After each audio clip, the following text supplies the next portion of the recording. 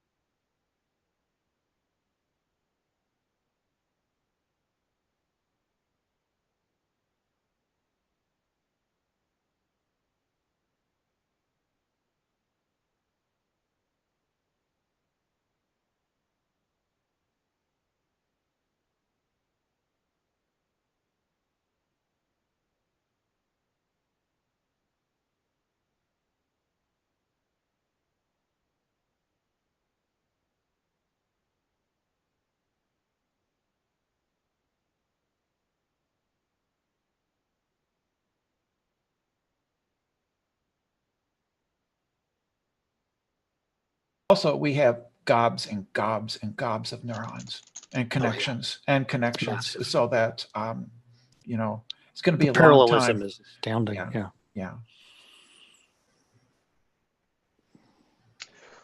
All right. So how are you guys doing? Anything interesting? Good. Doing okay. I'd We like got- to see you argue with better people than people like Nomad and Praise. I mean, that's Tom. mostly stuff I do on Tom. modern day debate. So I just accept challenges from anybody on modern day debate, set it up through James, and then I do my professor debates every Wednesday. I have those set up on my channel. Yeah. I've seen some of your videos where you've like debated like theology professors and stuff. Those are good. Those are Yeah. good. It was interesting. Like I think one that I watched recently was where you debated James himself, and it was really interesting how he just kind of went around in circles. Like he doesn't really know how to address what you were talking about. And didn't you debate that Hernandez guy too? Eric Hernandez, yep. Yeah, that was painful. That was It was interesting, though. It was painful, but it was interesting. I mean, it was like listening to Saiten Bruggencate again. Mm-hmm. Okay, so here's what would be my response to Saiten and these other people. Like, where does logic come from if there's no God? And the answer is physics. Okay, so I saw this great video. It was a Google employee who gave a talk on quantum mechanics and his preferred model of quantum mechanics. And you can't really distinguish which interpretation is the best one, but his preferred was an information theoretic model. And it's not that hard. So if you can see what's the word I'm looking for? Homology? I don't know. Where if you can see how quantum mechanics and information theory align, and information theory, it's like people. Who is it that said that mathematics is unreasonably good at describing the world, except that mathematics comes from the universe? So it, to me, is no surprise that the mathematics would conform to the universe that it's from. And so we get information theory from physics and then logic from information theory done. I don't know why it's that hard. Yeah, that's essentially my argument, is that reality exists and math and logic describe the reality that exists. So all the laws just come from the way reality is. I agree with that. And I agree with that. In the brain, the way we're using logic, it's descriptive, right? But I also think that they're a direct consequence of the laws of physics, or I should say I have that as a hypothesis that I can't prove yet. I'm not, sorry, you guys go ahead. Oh, I don't know much about information theory. Yeah, we can look up the Wikipedia article. Basically, you have Shannon's 1946 paper is accessible to me. Mm-hmm. Other than that, the math quickly gets out of my league. Shannon's the original one, the Claude Shannon one. Yeah, it was 46, right? I got the date. Something right? like that. Yeah, I think it's 56. 56. Damn it. But yeah, the quote from that one is priceless. The one that information is just any stochastic system, any discernible pattern created by a stochastic system, just any random Yeah, process. yeah, that's where creationists get it wrong because they get that completely wrong. They treat information like it's some kind of substance or fluid that's out there in the world. Yep. Did you Like it's see a this real thing. video recently? William Lane Craig talked with Roger Penrose. Yep. The one Yes. on Unbelievable. Yeah, and I thought it was very interesting. I'm a materialist. I don't have any trouble seeing mathematics and consciousness as being purely a product of matter. But it was really interesting to see William Lane Craig, kind of like Inspiring Philosophy, had this idea that consciousness is the underpinning of everything, and that everything comes from that. But they can't prove that. and then Penrose and his idea that what is it, idealism, basically, like Well, he has the it, three-tiered model. He says that there's three different kinds of reality. One of them is mathematical, one of them is physical, and the other one is something else. I don't remember what it was. Abstract or something.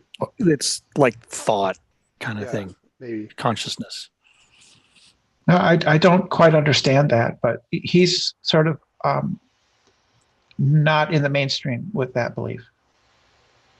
Yeah, it's I its own can't. little thing. So, like mine, as soon as you make up your own theory, it's never mainstream. It's always your own little position. Yeah, and you have to fight to make it successful or not. Yep. I have a hard time understanding how abstract objects, how we could know about them if they actually exist in some sort of platonic realm. Hmm. How we could know about them, since they're presumed to not have any causal relations. How could we know about them? Well, there's lots of different ways that could happen. One is that we have some kind of abstract object realizer as a part of our mental capacities, and that would be one way. So the fact that they are or are not interactive wouldn't bar us from knowing about them, even if they did exist and didn't interact with the world. It would just, you'd have to add some new thing that could get us there. Seems kind of ad hoc. Yeah, it Well, is. yeah, It is. there'd have to be some way that our brain is like in touch with that. Kind of like this. If consciousness is its own thing, then like our brain doesn't fully embody our consciousness. Could be And- like Plantinga's divinus. What does he call it? Divinus spiritus. We have some kind of divine faculty, right? That's Yep. Plantinga. I think that's Plantinga.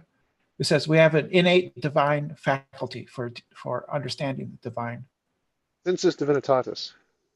Sensus divinitatis. Yes, I think that's Plantinga. Sounds like something that we evolved. Not the a general this idea that they're, what is it?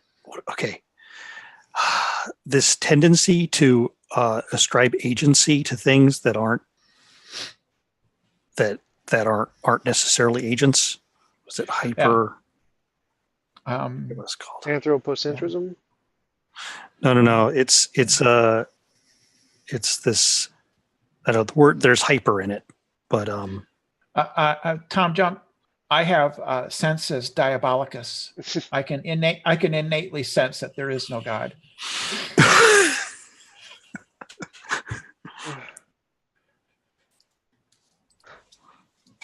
Just do like a sensus pantheismist or something, or you sense pantheism is true. So I like this pantheism thing that you use as like well, if it works for theism, then it works for pantheism. I've been thinking of arguments to use against creationists that make them scratch their heads, like Adam and Eve. What, you think they were humans? No. Remember how the Bible says that God created light before he created the sun? Well, that point in the history about 400,000 years after the Big Bang when the universe deionized, and that's when there was first light. And Adam and Eve were created shortly after that, and they were celestial beings, and they sinned against God. And then what are we? We're just apes. Yep. You can definitely make a lot of interesting arguments like that. Like Doug does that a lot with his proof or drown or the flying man. But I try to get away from the Bible as much as possible because there's that belief that the Bible is the ultimate authority, and so if you try to challenge the Bible, it doesn't go well. They usually just try to find a way to. They don't see you as on the same level as the Bible, and so they don't take what you're saying seriously. But if you're like debating the philosophy, because the philosophy is made up by men, you actually have a chance of trying to convince them that doesn't work, as opposed to challenging their ultimate faith on the Bible. Hmm. Okay, say that last little bit again. So Um, not the challenging their faith, but before that. the part that because they think the Bible is the ultimate authority, and so they don't see you as on the same level as the Bible. So anything you say is going to be trumped by whatever the Bible says, no matter what. Nothing you can say could actually challenge the Bible. But if you're just Hmm. challenging the philosophical arguments, because those are made by men, you actually have a chance to try and convince them that those are wrong. So I try to stay away from the Bible as much as possible. It's just Oh, Hmm. okay. not something they see as on the same level as you. Hmm. Okay. I like Doug's library argument, where which rack would you put a book with a flying man in it? Would you put it into fiction or nonfiction? And then he sort of works his way to the Bible. Yeah, but just uses all the examples of evidence for the resurrection, the 500 witnesses, the Yeah, gospels of all eyewitnesses, and the testimony and all the Josephus and all the extra biblical accounts, and says, "Oh, would you believe it now?" Like, nope. no, yeah, that's true. You eventually get to a point where they just say, "No, I just won't." Yep. Hyperactive agency detection might Yeah, be. Yeah. yeah, I think that's true. I think Oh, that's that's the accurate. type 1 and type 2 errors. Michael Shermer talks about those, where you hear a rustle in the grass and you think it's probably a lion, because if you Yep. didn't, if it was just the wind and you were wrong, you would have gotten eaten. And so we evolved the capacity to think everything has agency in it. Yep.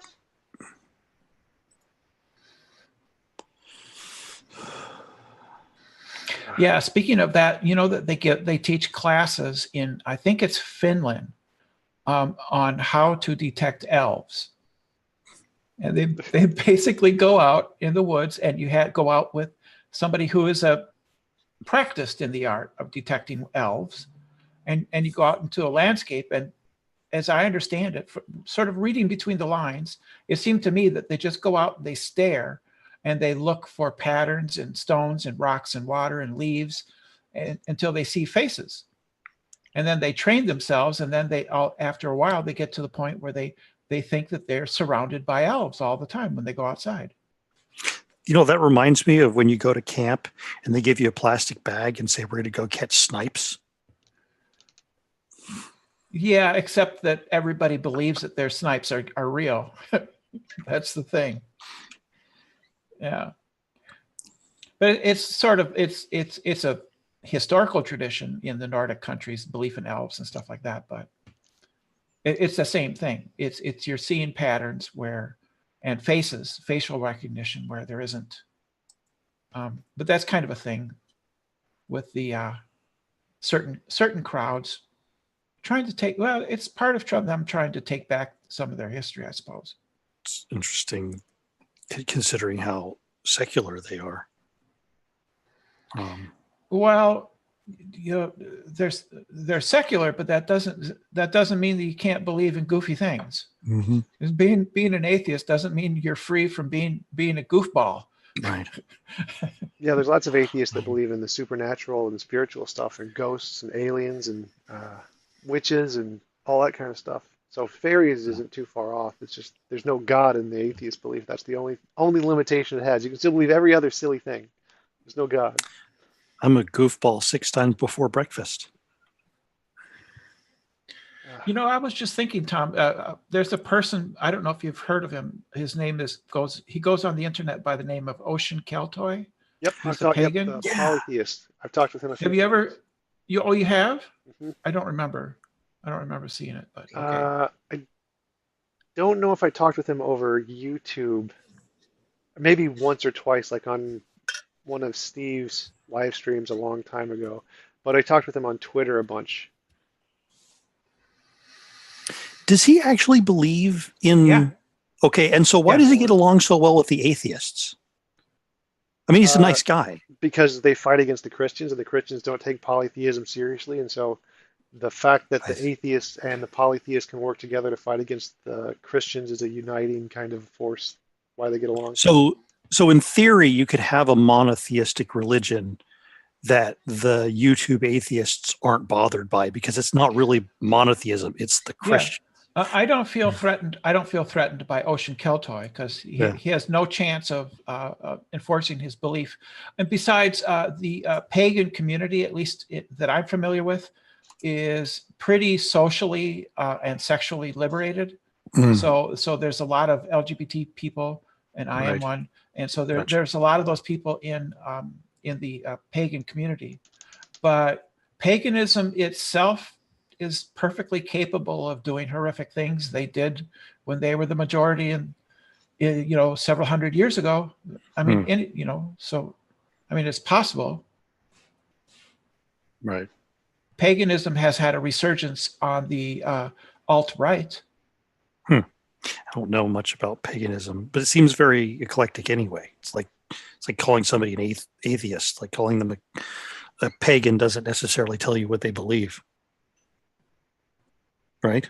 Well, Or Ocean, as I understand it, Ocean Keltoy worships Odin, I think he actually and worships a combination of both the Norse gods and the Greek gods. oh, okay, okay.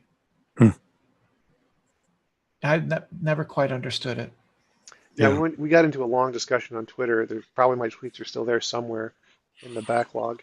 But yeah, we talked a lot about because he was arguing against my rabbit in the box analogy for some reason. I think he said it's it can still You be didn't like evidence it. for yeah, he didn't like it for some reason, and I had to explain it to him for like hours and hours and hours. Hmm. I don't know. It seems pretty straightforward to me. Yeah, I like the yeah. Legos. I mean, my favorite one is the Legos. Legos, which one was that? Is that the No, so you say it could be a rat, it could be a rabbit, 2 pounds, but it could be there's a whole bunch of things you list. My favorite one is the Legos. yeah? I've got a whole room full of Legos. I've Yeah, me got too. kids. I got used to used to have those when I was a kid. Still haven't gotten rid of them yet. Probably should. I want to clean out all my stuff. I try to do that. I try to make sure that I don't have any extra junk, but there's still a ton of it around. I tried to, because my parents had all this extra junk everywhere, and it's such a mess. Hmm. So I always want to try and make it not messy. Get rid of all the extra junk. If I don't use it, get rid of it, pretty much. Like the only books I have right now are the ones that the apologists send me when I do Hmm. debates. I get a lot of signed copies, which is really cool. They're nice enough to send me their books. Those are the only ones I keep. Other than Hmm. that, any books I read, I usually read them and donate them or give them away.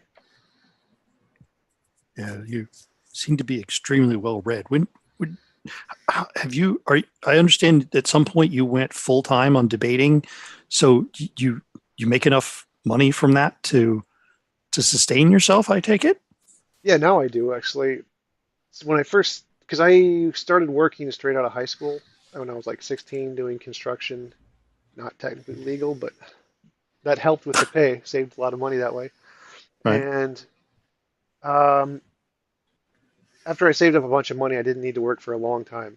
And I was just not doing anything, pretty much, researching philosophy for fun. And I started my YouTube channel back then. And I still have part of that savings, so I haven't needed to do anything for a long time. And then a few months after I started my YouTube channel, I started making more money. So I was living off my savings and then getting an income from my YouTube channel. And now it's enough that I just put money in Wow. the bank every month, pretty much. I would love to have your job, but I would have to be so much better well read than I am on so many more topics.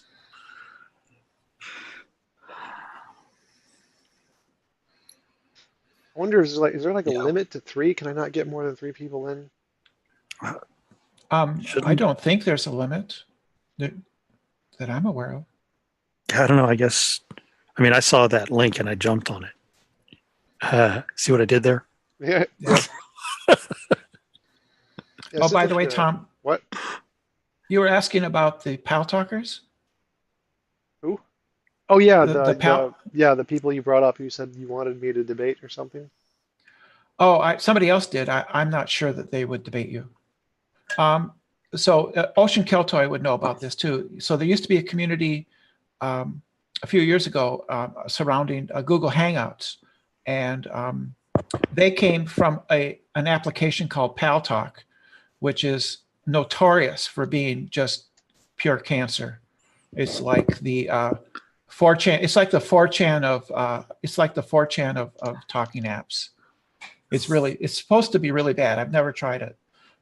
It's we got Jim Majors here. There we Oh, go. he's in? Oh, great. There we go. Awesome. Yeah, Yeah. and they I'm are hanging with the cool kids now.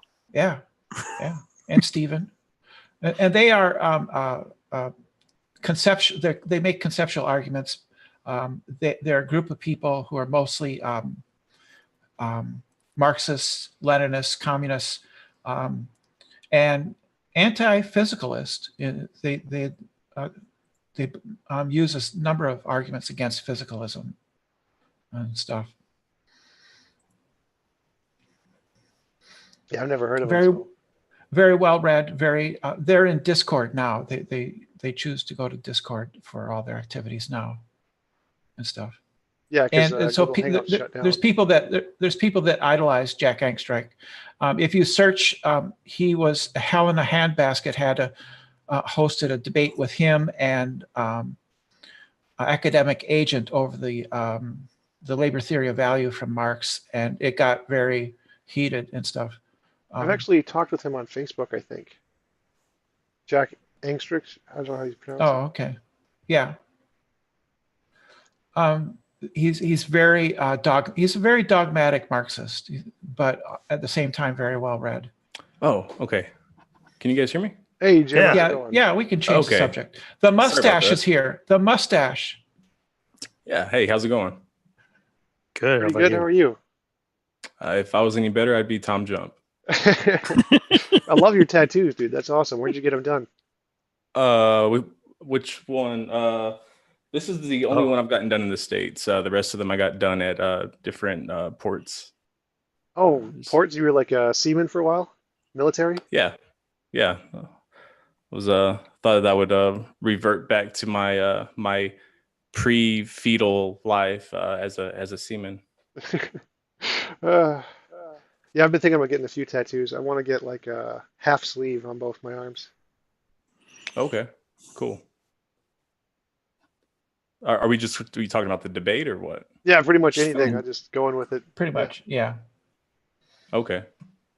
You got input on the debate? Just that it's just the Bible kind of self-refutes it. The story of the Tower of Babel is found in chapter 11. And if you go back just one chapter, in chapter 10, in verse 4, I believe it is, it's listing the sons of Japheth, or the Japhethites, I believe that it calls them. And those are the sons of Javan, who is the son of Japheth, who is the son of Noah. So this is after the flood, but before the tower, and it describes the different lands that they come from as each having their own language. So linguistic diversity was something that was pre-existent before even the biblical account of the Tower of Babel. See, I came in at the end, and I caught a little bit about languages not evolving, and I was thinking, wait, we've seen incompatible languages come together. We've seen in real time observed pigeons being created and the children's learning it as creoles. We've seen there's an example of a sign language that was observed being created out of nothing, basically, from a bunch of these kids in a boarding school. I mean, I'm like, why don't we get this guy to, why don't we I've get never heard of that. Yeah, Okay. it was in South America somewhere.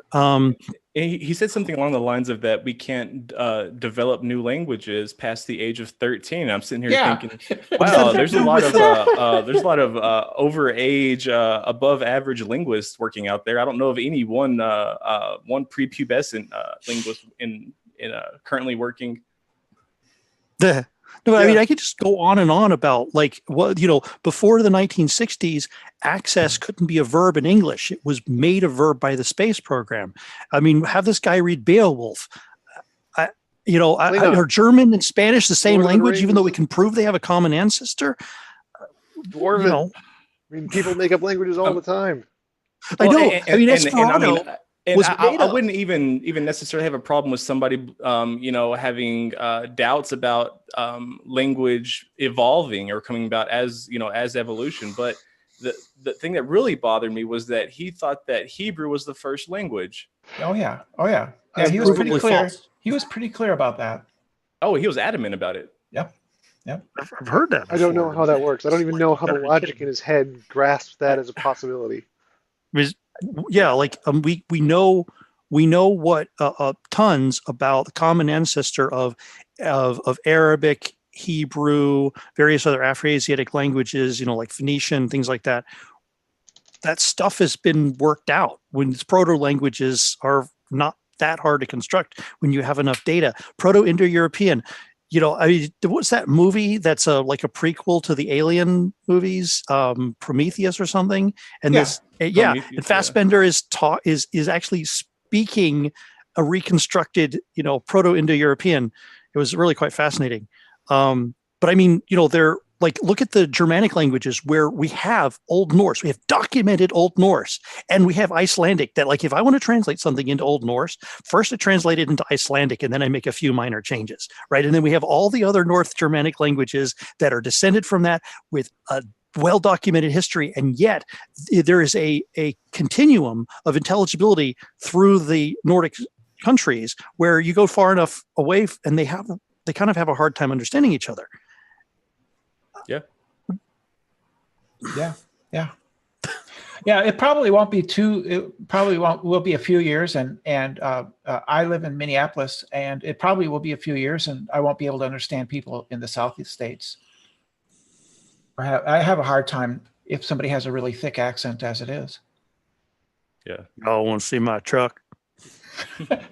My dad's Cajun. My dad's side of the family's Cajun. He's Cajun. So I grew up, listening to them or not listening to them. And my mom's side is Mormon. So they're, it's very, very two different ways of speaking. So I speak fluent in backwater, and I also speak fluent. What do they call it? Upper crust. Of course, as the Americans and the British separated by a common language.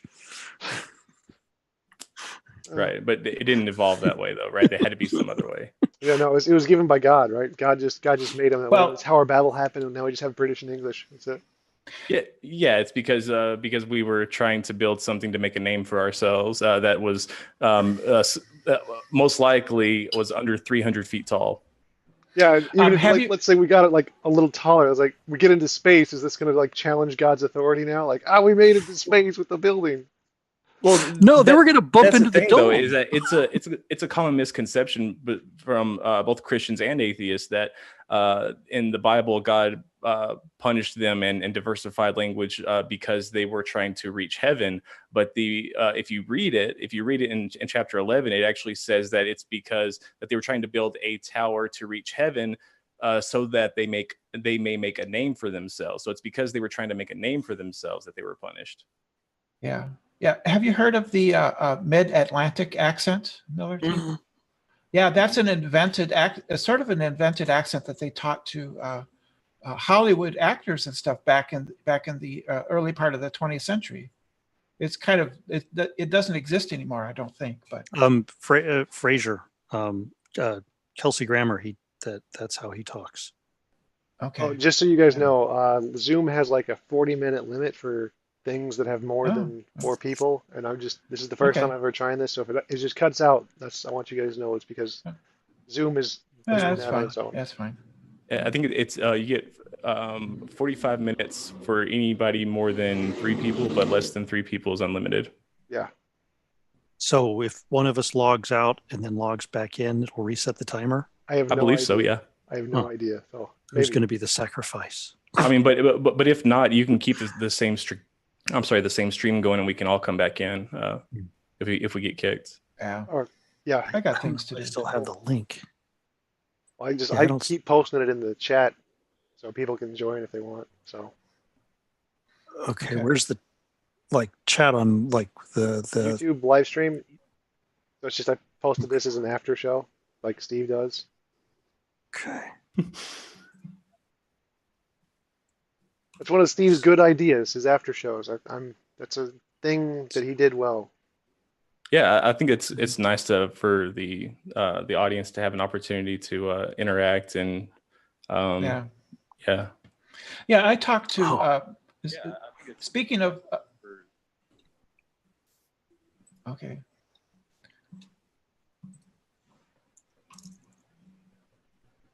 What was that? You guys were going to say something? I don't know. I think he froze. No, I wasn't sure what was going on. There was other noise, so I wasn't sure what was going on. I spoke to Praise a week ago about the biblical flood, and he came in, and I was pretty disappointed because basically he didn't believe in the flood. I mean, he told me there was no global flood, and there was just a local flood, and at that point, I kind of didn't know what to do because I was expecting somebody who actually believed in the global flood, and then he just came in and kind of sighed. It did kind of shock me because I didn't know, I didn't think anybody would come up with that argument. I mean, what's the purpose of a global flood? I mean, of a local flood? Rain happens. Well, he said it was a very local flood, and it was targeted. This is what Praise said. It was targeted at just a Nephilim. So he believes in a local flood, not a global one, but he believes in the Nephilim. Mm-hmm. But they were scattered over such a large place; it couldn't have possibly been. No, it only affected. Flood. Yeah, it only affected the Nephilim. Maybe it was. But then it would have been almost I think that's what he said, or at least perceptually a global flood, because they were scattered out everywhere. It says that they saw that the daughters of man, not of any particular tribe, so they were scattered as far as humans were.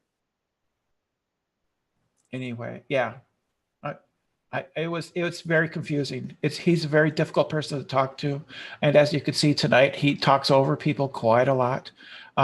Also, I think that with this video, take a drink every time Tom does a face palm or bashes his head. You'd be drunk by the end of it. You know what I just thought about? If Hebrew is the oldest language, then it was pre-existing the Tower of Babel, right? Because it would have to be the same age as all the other languages. So not everybody's language was confused. Oh, right. Yeah. Sure. If you apparently, it must have existed before cuneiform and like any other language. Right. Well, right. And the only reason we have records of cuneiform is because it's inscribed in clay tablets. We have no idea what the development of language was prior to that. But wait, I have an expert that says that Hebrew was the first alphabet. Yeah, and that guy you cited. Well, I would probably agree with you there. I mean, I guess it depends on what you mean by alphabet. Yeah, I know. Yeah, I know. Yeah, we can see the evolution of from original Phoenician alphabet to the modern alphabets that we have: Greek, Cyrillic, Latin, Hebrew, Arabic. All of those are traceable. Oh yeah. Oh, and also hieroglyphics are also traceable back to cuneiform, and there's a sort of proto-hieroglyphic post-cuneiform writing that existed that was in early form of hieroglyphics that's also traceable to that development in Egypt. I mean, I even consider the wall paintings that happened thousands of years before that a kind of language. So I don't even know how that fits into his narrative. Oh, is it officially typed as a language or just signs and symbols? I suppose Hieroglyphics. Ideographs are a language, right? Well, yeah. Hieroglyphics have a verbal component to them. Like they have a phonetic representation. Okay.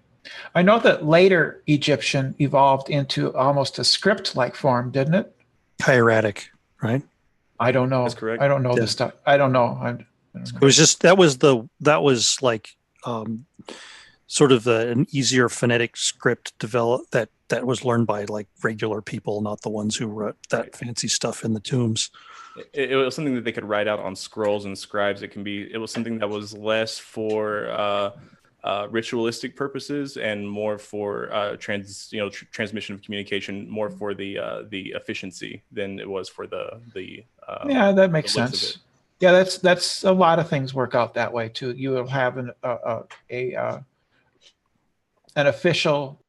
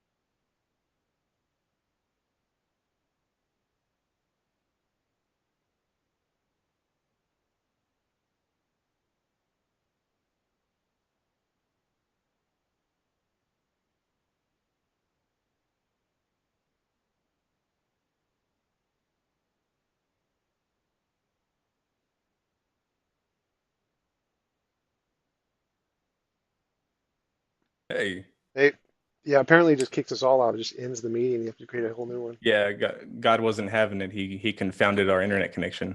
Yeah. The god of Zoom. The God of DNS servers. Have you debated praise ever? He won't debate me. I've asked him several times. He refuses to debate me. He's been more than happy to facilitate debates with Kent Hovind, but he won't debate me himself. I wonder why. Wonder why. His excuse was because I'm an atheist and that I cannot properly interpret the Bible, and because I debate from the Bible, nothing that I say makes sense. So there's no purpose in him even debating me. Yeah, Like that's why I completely avoid the Bible because yeah, anything that has to do with the Bible, it's like it's their interpretation, and anything you say just doesn't mean anything. Yep. Oh yeah. Well, the, but they only take that position if they need to, because for the most part, if you were to ask somebody, just on the street, they would think that the Bible is a, was it First Timothy 3:15 says that the Bible is good for instruction and for learning and as a guide to live and things like that. So they believe that it's accessible to people other than Christians until it starts being used against them Yep. or highly critiqued. They're pointing out contradictions. Like, no, no, that's just your fallible interpretation. Can't listen to the folly of fools. Right. Right. And they don't even take into account the why there are multiple Christian interpretations of the exact same text. It's goes into the whole no true Christian or no true Scotsman fallacy. Yeah, I really liked that video that Jonathan Sheffield made, the new one about with the Stewie and the different interpretations. That's pretty good. I haven't seen it. I saw the trailer for it or whatever, but Oh yeah, it's really good. He did a really nice job with that. I'm not an expert in the historiography of the Bible, but I liked it. hmm, check that out. Yeah, I like his animations. He did one with his debate against Price that I thought was awesome. Yeah. The Ghost of Christmas Past or whatever. Yep. Yeah. He does good work. He, Oh he yeah. taught me how to do the Filmora thing. He got me into that so I can do the editing for my videos. Oh, sweet, sweet. Yeah, he was supposed to do an animation for me, and he kind of dropped off the map a little while back. But I've debated him. I don't know if I debated him twice or if I debated Jonathan McClatchy twice. I debated one of them twice. Uh, but Yeah, I've seen both. I've seen at least one of your debates with both of them. I don't remember who you debated twice though. I want to say it was McClatchy. but it could be both. I'm not sure. Yeah, hopefully I'll be able to debate Jonathan Sheffield in Texas in January. That'd be cool. Yeah, I'm only 2 hours from Dallas, so I'm hoping that I they make me a part of that because I'd love to do a live debate. Oh, dude, I didn't know that. Where do you live in Texas? No, I'm 2 hours from Dallas. I'm in Oklahoma. Oh, Oklahoma. Gotcha. Yeah. Hey, See, I did Did Jesus Rise from the Dead with Jonathan McClatchy, and Did Jesus Fulfill Prophecy with Jonathan McClatchy, and then I did Are the Gospels Reliable with Jonathan Sheffield. So I only did one with Sheffield. yeah, so you're close enough. You could do a live debate with Sheffield because he lives right there. Yeah, yeah, and there's another guy there too that I've debated. Brady Blevins. He's a pastor. I haven't heard of him. Yeah, I Yeah, debated him on Atheist Edge. Jim Hall, I'm sure you know, lives right there. yeah, he came to my live debate with Ben Arbor in the Bible and Beer Yeah, Consortium.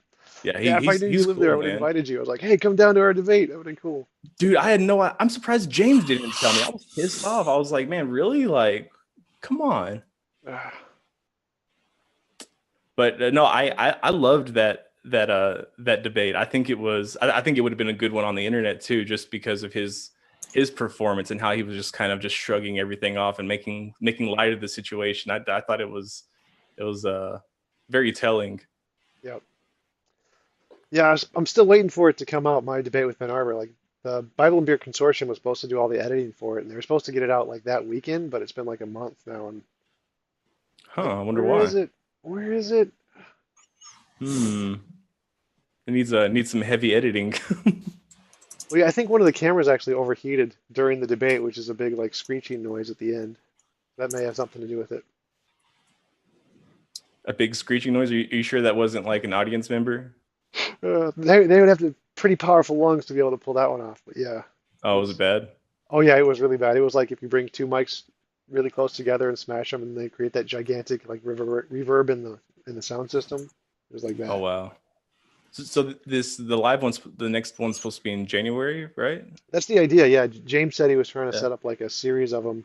I haven't heard much specifics from him yet. I've been trying to get in with local churches and have them do like a debate an atheist day or something like that, but uh, you might be surprised to how reluctant they are to do that. Yeah, the churches especially because they're not pastors don't really know much about the topic. They're not really educated on it, so they're hard to get them to really Well, debate, especially if you know your stuff.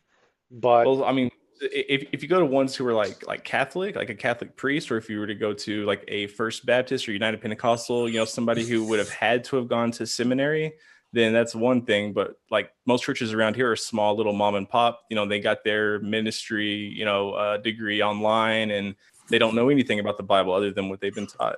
yeah, but there's a lot of guys nearby you that would probably be willing to debate. Like Trent Doherty lives in Texas. Ben Arbor lives in Texas. Blake Do you know anybody Genta, in John Oklahoma Farrer. City? I'm like an hour south of Oklahoma City and Um, 2 hours north of Dallas. I don't know anybody in Oklahoma, but I know that most of those guys live in Texas, and if you can get to Dallas, they'd be willing to debate you there. Yeah, I used to be a contributor for the Blaze Media Network, the Blaze channel, Glenn Beck's Yeah, TV channel. They have their studio is right there in uh, oh crap, I can't think of it. But anyway, I went to Studio One and I've had a debate with Allie Stuckey. I don't know if you know who she is or not. She's one of the blonde bimbos up there, like the Trumper woman or whatever. And we had she sounds debates about exactly like my type. abortion. What's Uh, that? she sounds exactly like my type. We had debates about abortion and all different kinds of stuff, and it was supposed to be like a feature, like a series that they were going to do, that the Blaze was going to do, like a Christian versus atheist series, and they never released it. Like I absolutely destroyed her, and they never released it. Yeah, that's kind of what I'm worried about with the Ben Arbor one. Like I've been given suggestions. Always bring your own recording devices so you have footage. I'm Yes, like, yep.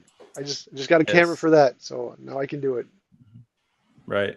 What Well, kind of and camera if do I you can, use? I also try to duplicate audio because I mean, I have been in a situation where, I don't get video or audio from the other side. It's not published publicly, and I'm just stuck with a video with subpar audio. Yeah. So Yep.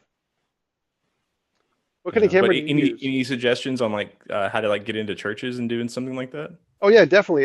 You have to contact the right people. So just find apologists or people like Google local apologetics or colleges, specifically colleges, student Hmm. groups. And there's a lot of Christian student groups in Texas and atheist ones too. And so contacting them is the best way to get involved. I know Especially of crew, but there's not a crew at any of the colleges around me. Not that I found, anyways. the Campus Crusade for Christ, something. Yeah, something like that. Just an online apologetics or an online college ministry, or not I online. actually, I'm sorry, on campus. I just Googled local apologetics in Texas, and it came up with a whole bunch of lists of student groups. But Wow. I'm sure, yeah, you're in Oklahoma. I'm sure there are in Oklahoma too. Just Google like local apologetics or Christian apologetics college Hmm. group or whatever, and they'll probably be able to set something up. And since they all go to churches, Uh, they can pitch it to their yeah. churches. That's what I did with Stephen. The first live debate was we contacted him and said, "Hey, would your church be willing to host this?" Like, yeah, for sure. And that's how he set it up. Yeah, but that's the thing though, is that they're willing to host. Like, but if it was just me, going and just me recording or whatever, like they wouldn't be up for it. But I think that if, I had like, James behind it and somebody who would be willing to come third party, unbiased, preferably a Christian that would facilitate it. I think that would be the lube that I need. Well, I just ask them to do all the hosting, let them control it all, and they'll probably be more willing to do that way. And it'll Really. be less work on you, yeah, because they're like one of their concerns might be that you would only show the parts that are not as um, positive about their arguments or something, and that could be a Right. big concern for them. And so if they have all the creative liberty with it, they're probably going to be more willing and open to do the debate. Yeah, I guess my only concern is, and it's probably, a little egotistical to think this way, but that I'm worried that they'll Google me or YouTube me and watch a debate and be like, yeah, no, not doing that. Uh, that happened to me recently. Really? Yeah, there was someone who was trying to set up a debate with a pastor, and they looked up my stuff and checked out my resume of all the different professors and stuff I debated. And Oh, like, we're gonna need to get in like an actual apologist for this guy, so we can't oh, really do geez. that. I was like, ah, crap. I've had a Jehovah's Witness that came to my house a couple of weeks in a row send me a text message one day and say, yeah, I didn't know who you were before I started, visiting you, and I won't be able to continue our Bible studies. And I was like, oh, well, that sucks. Sorry. Yeah, need to wear like we're famous YouTube atheists now. We need to like wear disguises and go in and talk to them now. Like, I'm sorry. I actually found some of my Pentecostal family, some of my old congregation from back in the day on YouTube, and they're very, very strict, especially in the family. You don't watch TV, you don't engage in anything secular. You listen to Christian music, gospel music, Rush listen to the Limbaugh. news on the radio, and that's it. And man, they've got, of course they all have cell phones, so they all have videos. They're all posting videos up on YouTube. So I don't know if they've introduced some loophole now where they can suddenly post and view videos as long as they're done by other Pentecostals. So I don't know how that works. But anyways, I found a video of an old revival that somebody had recorded that I'm in. And I was like, man, like I need to find a way to get this offline now. Uh, yeah. It was like me and 8 other area pastors at the church, and all the congregations had gathered together, and we're all up there dancing and singing and stuff, and I was just like, yep, nobody's ever seeing this. Another idea would be to go to conferences. I know they do apologetics conferences all over the place. I'm pretty sure I saw one there was one in Oklahoma within like the past 6 months, a big one. And then I've Yeah, gone I'd, to a I'd few of have to them. get into those probably before, or else, I mean, I think my only foot in there would be maybe asking a question during a Q&A. Oh, the speakers go up and talk after the shows. So like I just met Tim Barnett last week, one and a half weeks ago, because he was doing a presentation here, like 20 miles away, like 20 minutes away, and I just went to it with an apologetics group that I'm a part of, and just went up afterward and just started talking with them. I talked with them for like several hours, and so I got Oh, to you're hang part of out. an apologetics group? Yeah, I'm a part of several apologetics groups here in Minneapolis. Most of my friends are Christian. Wow, that's interesting. I didn't know that they would allow atheists. Oh, are you kidding me? They want you there. They're like, we're gonna convert you, fresh meat. And you're like, yep, you give that one a shot, definitely. Yeah, Really? yeah. So just Google apologetics groups near you, and you can just join all of them. They'll all invite you, pretty much. Oh my gosh. Especially the conferences. Thank If you go to you the so conferences, much. if you can go to the conferences, you can just go up and just walk up and talk to the speakers because they'll like give specifically more time to atheists because you're like the only atheist there. Just like how the atheist experience lets Christian callers go first is the same kind of thing. So if you're at a Christian apologetics conference, they will go up and you'll get the chance to talk first. See, I've always had negative experiences at things like that. Where I go to a church, to listen to some speaker, and then they have a Q&A section, session, and I'm like the only atheist. I ask a question that's, controversial, and not only do I get, murmurs and angry noises from the congregation, but I get about a 4-word answer from the speaker, and then that's it. Yeah, yeah, that's why I usually don't do that. I usually try and talk with them afterwards. That's usually better to have a more conversation that's not being broadcast to everyone and they have to try and manage it. It's yeah. So Interesting. So they just stay up, on stage after their presentation or whatever, and you just can just go up there and talk to them. yeah, the speakers stay there at the conference until it's over because they're usually flown in. They don't really have anything else to do, so they're just hanging out at the conference, talking with people, getting to know people. That's Yeah, just but you like what know I that do. they have those huge book signing lines, that go on forever. Yeah, yeah. But yeah, those are the best opportunities is just joining all of the local Christian stuff because they'll hook you up. Like that's the best thing is you're most like half of my friends on Facebook are all the big Christian groups and half of my friends are the big atheist groups, and that's what gives me like such a advantage over most atheists because I have such a big following of Christians and all of Interesting. the Yeah, I big mean, I've apologists. got a lot of Christian followers, and I follow a lot of Christians. A lot of all of my friends are Christians. I don't have any Yeah. atheist friends, not in real life. Um, Are there but yeah, it's aren't there atheist groups in Oklahoma you can be a part of? no, not really. All of them are, like you have the Secular Students Alliance, but they're university based. I'm going to school, but it's online, so I can't can't do that. It's not, and I'm not going online to a local university. Oh, But dude, I go to my university. I'm not going to college at all. I go to all the student groups. I just the Secular Student Alliance is actually the one that's my local college group is a part of. It's the Campus Atheists, Skeptics, and Humanists, and they're a part of that. But I go anyway. Like they don't care. Like go ahead, come on, whatever. I spoke at one in the SSA meetings um, last year sometime, or maybe it was the year before that. It was during the winter, but it was in Austin. And no, it wasn't. It was in Nacogdoches. It was at Stephen F. Austin University, and went and I spoke there with the SSA, but they didn't really extend anything else to me. Come to our meetings or whatever. Like they don't. It didn't seem like they encouraged it, so I didn't pursue it. Yeah, I can understand that. I'm a lot more aggressive. I just like, hey, can I come to your group? Do you guys accept I, non-students? And like, I need to do that because that seems like that's how you get into all of these, like the conferences, the apologetics groups, the yep, talking to the speakers and stuff. Like you just have to be assertive about it. I mean, I guess that's just where I've been. I guess just because I'm like I'm an atheist, they already hate me. Don't want them to hate me more. I'm just gonna be quiet. yeah, exactly. You feel like you're not going to be accepted, and you just got to go for it. It's kind of like dating, the same kind of thing. Like, they're going to hate me, but I want to do it anyway and ask them out. Like, but that's how it Yeah. works. Yep. Yeah, that's how. Because I'm taking like all the dancing classes too at the local university, like swing dance, salsa, tango, ballroom.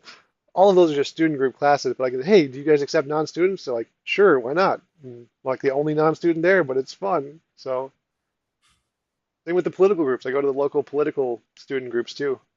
Free pizza, love it. Yeah, I do attend the political groups. There's a really big Democrat group near me. As a matter of fact, Oklahoma is surprisingly I mean, largely blue, outside of like the, uh, like when you get into the towns, Rural. which are few and far between, it's blue. But then you have the farmers in between that are red. But into any town you go, like just it's Democrat. Yep. It seems to be the case. The big populated areas are the Democratic areas, and the rural areas are the Republican areas. Yeah, but it wasn't necessarily like that when I lived in Texas. In Texas, it was like wherever you lived, it was red, and like the blue was the few and far between. Yep. Yep. Yeah, I'm from Texas. I was born there in Dallas, so I've got a lot of family Mhm. there. I was born in Uvalde. I lived in Texas most of my life. Yeah. I just moved up to Oklahoma. I bought my farm 2 years ago in May. So I haven't been up here that long. Yeah. Yeah. Cool. What do you do for a living? I have a horse sanctuary and rehabilitation center. Take in racehorses and nurse mare foals and uh, rehome 'em. Basically, I homestead it. I homestead. I do a lot of different things. I garden. I attend farmers markets. I have alpacas that I shear once a year. I pigs, chickens. That I just a lot.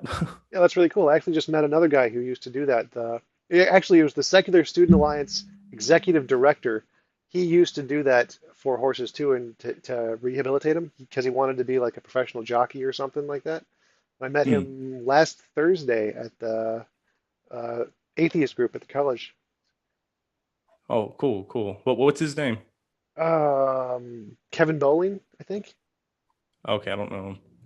Yeah, I grew up on a ranch. I love horses, and my original idea was to breed Appaloosas, but then I gradually found out about a bunch of shit that was happening with kill lots and people selling horses to auction, and they would slaughter them and sell them, 80 cents a pound to Europe for meat.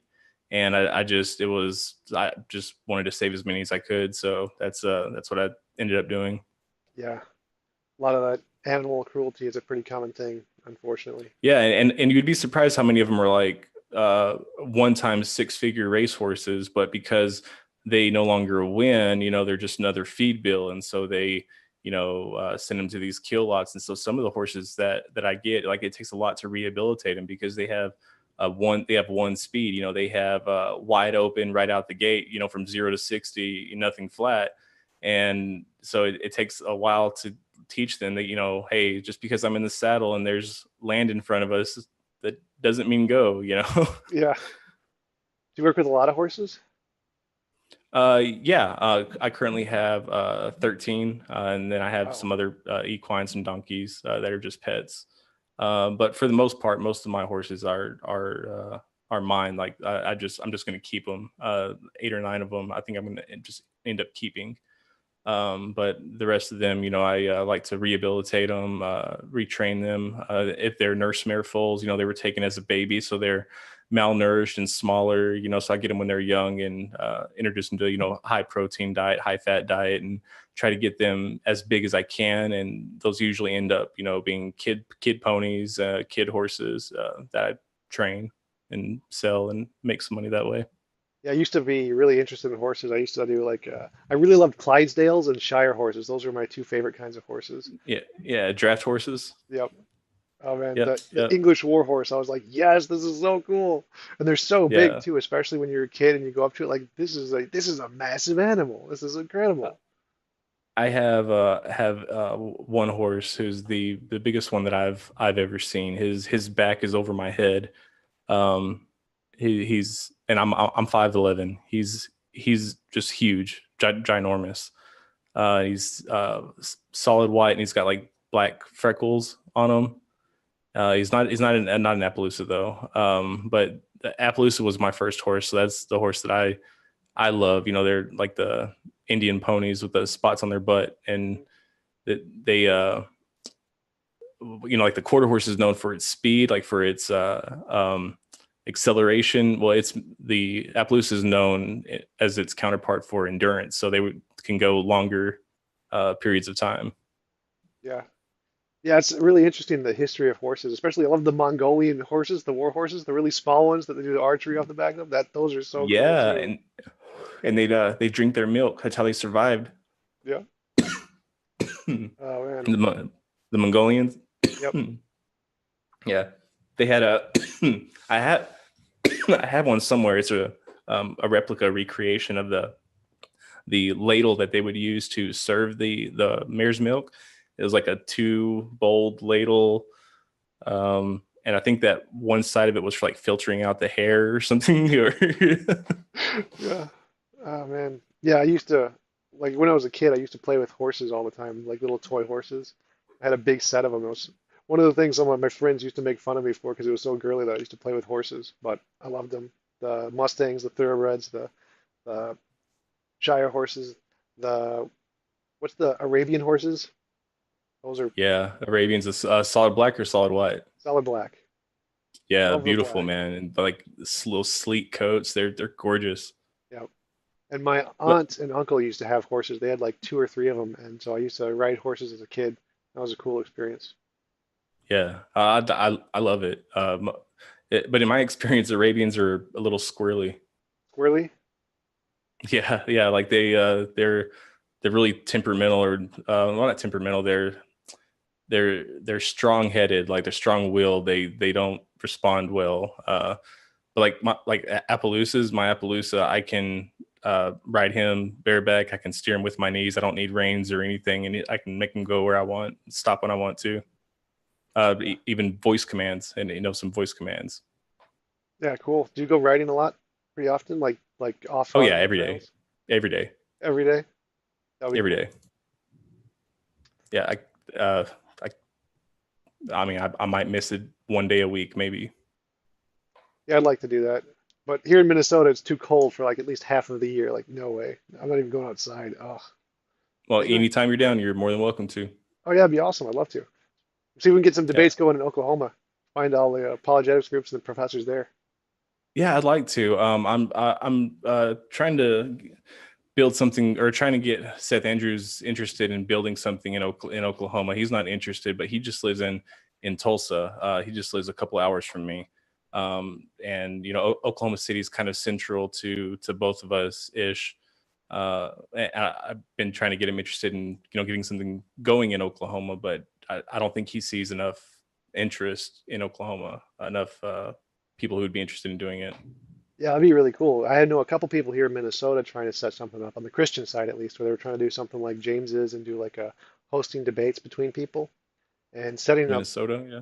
Yeah, and so setting up a bunch of those kinds of smaller things in a bunch of different states would be really cool, especially if we could all work together. That would be an awesome organization. We could start that up. Yeah, I mean, I'm sure if, like you say, I mean, if you can get into universities, I think that's what I'm going to try really hard. I mean, get into, I mean, you would think that they would publicize all of their stuff, and I mean, some of the crowds, because I mean, while it's small, the OU is just an less than an hour from me, so that's huge, Yeah, for sure. and they have a theology department as well. So I mean, that might be the way to go. Yeah, I'm sure if you just looked at the local colleges and looked at the professors of theology, there's probably some big names around there. That's how I found a lot of the ones near me. I got some really big apologists right in my back door and in Texas that I found about just by Googling local college Oh yeah. professors. Dude, Dallas Theological Seminary, dude, that they crank out the biggest apologists. Yep, yep. And then William Lane Craig is an honorary like associate professor in Houston Bible College or something like Yeah. that. Yeah. Uh, It's pretty funny. yep, yep. Well, I'm getting tired. I'm gonna get something to eat. It's really nice talking with you. We've never talked Yeah, like man, this nice before. talking to you as well. And thank you so much for this information. I've always been interested in it, but didn't think it'd be worth it. But now I'm gonna give it a shot. Yeah, absolutely. I'm gonna check in with James, see if we can set up something in Oklahoma too, because since it's so close and we're planning to go to Texas anyway, that'll be some Yeah, yeah. more opportunities. Well, and let him know that I'm willing to go to Texas. I mean, I've let him know, but he's not answering. So Yeah, I'll tell him because we've been looking for more people to do debates during his little whatever it is, his excursion to Texas. But yeah, all right, man, cool. All right, well, thank you so much. We'll holler at you later. awesome. See ya.